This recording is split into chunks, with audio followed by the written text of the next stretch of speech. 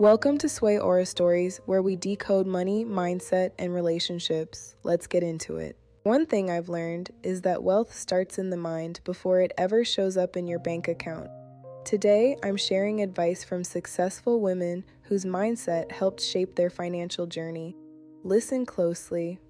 One idea could completely change the way you think. One of the most liberating things you can do for yourself as a woman is be okay with changing your mind. You need to be okay with looking yourself in the mirror and saying, look, I thought this was a good decision. It's not anymore. I thought this was a good person for me. They're not anymore. You got married and you don't like it. Change your mind. I don't care if it's been one day. I don't care if it's been 10 years. Thought you wanted a bunch of kids. You had one. Maybe you don't like it that much. Change your mind. This will save you from so much pain. You will have some bullshit. Okay, that's how life goes. There's no avoiding that. But you don't have to prolong the bullshit. You do not have to stay in situations that you don't like anymore just because you made that decision once. Change your mind and don't feel shame about it. Don't beat yourself up about it. Don't worry about what other people are going to think about it. You can decide to forgive somebody for something and then wake up one day and be like, you know what?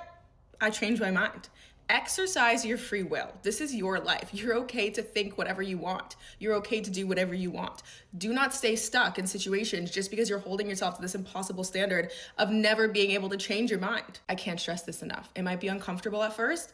Exercise your ability to change your freaking mind.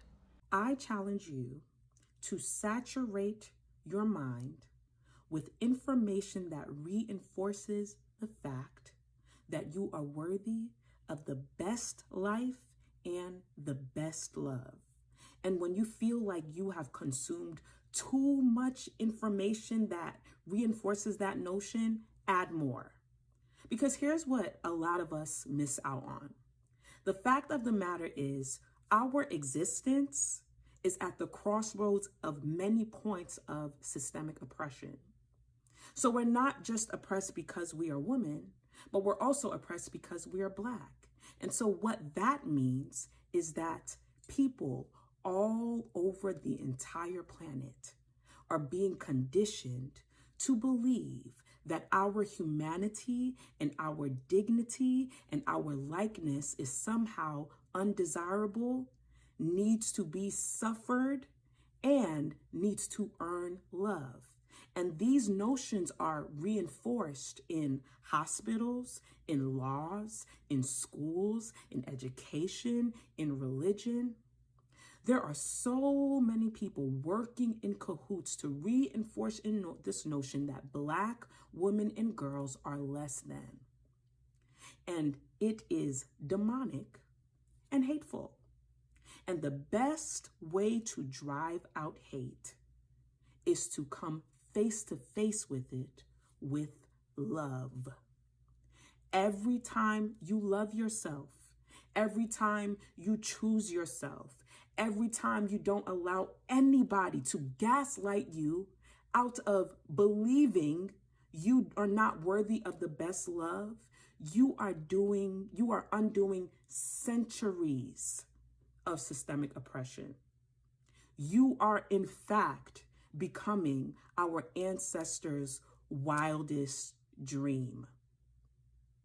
Love yourself, beloved, and do it radically until it feels like too much. And when the love feels like too much, add some more.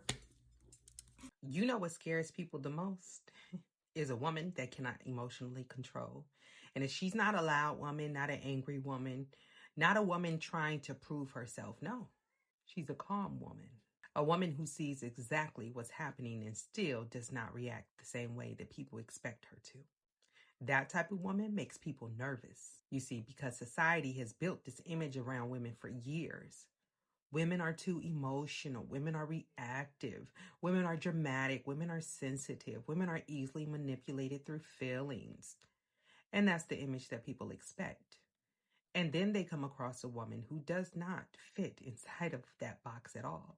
A woman who has mastered emotional detachment. And suddenly, nothing works on her. Not guilt, not the silent treatment, not jealousy tactics, and not emotional games or manipulation. Not pressure, not expectation, nothing.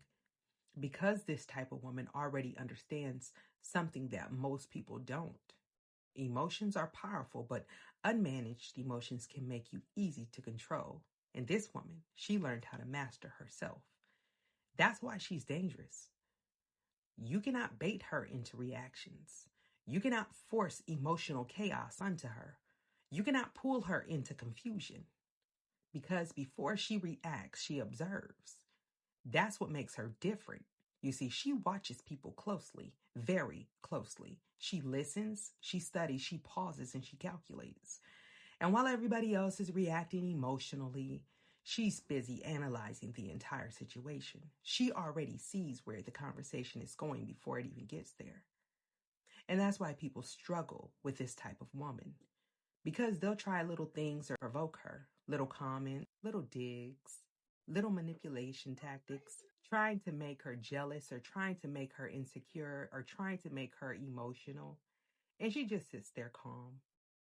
Not because she's weak either, not because she's naive, but because she already clocked the game 5 minutes ago. See, people think emotional detachment means a woman has no feelings. But no, that's not what this is. This woman has feelings. She has emotions. She has a heart. She simply mastered where those emotions belong. And that's the difference. Everybody does not deserve emotional access to her. Everybody does not deserve her vulnerability. Everybody does not deserve deep attachment from her. And I think that's where people get confused with this type of woman because they expect immediate emotional investment from women, immediate attachment, immediate openness, immediate emotional labor. And she doesn't operate like that. She observes first, always. And if something does not benefit her, she does not attach to it, period. That could be relationships, friendships, family, religious spaces, work environments, anything.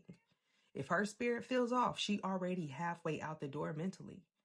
And the thing about this type of woman is this. Walking away is easy to her because she never over-attached in the first place. And that part right there, see, people can only emotionally destroy you when you become overly attached to things that are unstable. But this woman learned that already. That's why she moves carefully. That's why she protects her energy. That's why everybody does not get access to her inner world. People think she's mysterious. No, she's selective. There's a big difference. And honestly, a lot of people hate women like this. They do, because they cannot figure out how to control her emotionally. And when people cannot emotionally control you, they start trying to label you cold or detached or hard to read or too independent, too guarded. But what they're really saying is, I cannot manipulate this woman the way I manipulate others. That's what bothers them. You see, this type of woman has mastered something most people never do. She mastered herself. She mastered emotional discipline. She mastered being still. She mastered the pause. They're used to women overreacting or over-explaining, over-giving, or over-attaching. And when they meet a woman who emotionally governs herself, it throws them off completely because now they cannot predict her. They cannot shake her. They cannot pull emotional reactions out of her whenever they feel like it. You see, this type of woman chooses her responses carefully, very carefully. And because of that, life tends to move in her favor more because she's not constantly making emotional decisions.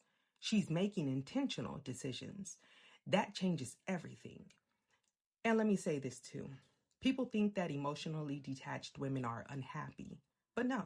A lot of emotionally detached women are actually very peaceful because they stopped emotionally carrying everybody else. They stopped attaching themselves to dysfunction. They stopped trying to save people and fix people or convince people or chase people. And instead, they choose themselves. That's why this woman becomes so untouchable. Not because nobody can physically reach her, but because mentally, emotionally, and spiritually, she belongs to herself first. And once a woman truly belongs to herself, people can feel it. That's why they don't know how to handle her, because she cannot be emotionally owned. And that is power. Follow SwayAura Stories for more insights on financial abuse, healing, and rebuilding your life one smart decision at a time.